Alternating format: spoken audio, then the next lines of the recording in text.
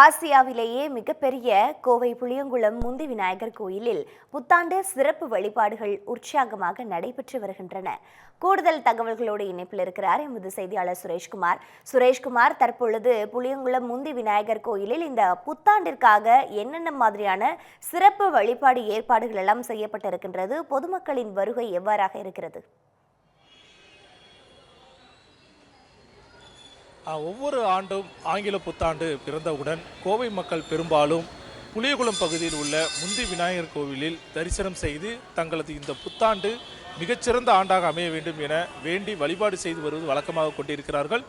அந்த வகையில் புளியகுளத்தில் இருக்கக்கூடிய முந்தி விநாயகர் கோவிலில் ராஜ அலங்காரம் செய்து அருகம்புல் மாலையுடன் புஷ்பங்கள் நிறைந்த மாலையுடன் அலங்காரம் செய்யப்பட்டு மிக பிரம்மாண்டமாக காட்சியளிக்கிறார். இந்த அருகம்புல்லோட மாலையோட அந்த முந்தி விநாயகர் காட்சி அளிப்பதை வழிபாடு செய்யும் பொழுது தாங்கள் நினைத்தது நடைபெறும் என்ற ஒரு ஐதீகம் இருப்பதாகவும் கூறப்படுகிறது. அதன் அடிப்படையில் தங்களது நல்ல எண்ணங்கள் அடிப்படையில் என்ன நினைக்கிறோமோ அதுதான் இந்த ஆண்டில் விதைய இருக்கிறது. அந்த வகையில் தங்களது நல்லெண்ணங்கள் தங்கள் வாழ்வில் அரங்கேறிட வேண்டும் என்ற ஒரு நல்ல எண்ணத்துடன் பக்தர்கள் குடும்பமாகவும் நண்பர்களுடனும் தொடர்ந்து தற்சமயம் புளியகுளம் பகுதியில் உள்ள முந்தி விநாயகர் கோயிலில் தரிசனம் செய்து வருகிறார்கள். அதைத்தான் நாம் நேரடியாக பார்த்து கொண்டிருக்கிறோம்.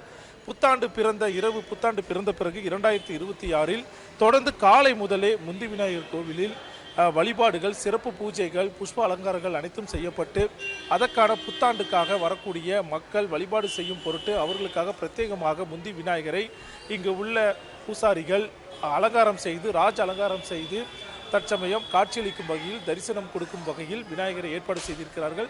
தற்சமயம் வரக்கூடிய அனைத்து பக்தர்களும் இந்த புத்தாண்டு நல்ல வகையில் அமைய வேண்டும் என்ற நோக்கோடு தரிசனம் செய்து வருவதை நாம் நேரடியாகவே பார்க்க முடிகிறது.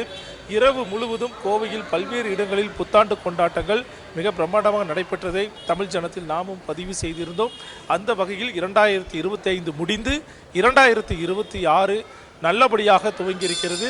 இந்த ஆண்டில் அனைவரும் மகிழ்வுடனும் அனைத்து இன்பங்களையும் பெற்று வாழ வேண்டும் என்ற ஒரு அடிப்படையில் ஒவ்வொரு கோவில்களிலும் சிறப்பு வழிபாடுகள் செய்யப்பட்டு வருகின்றன.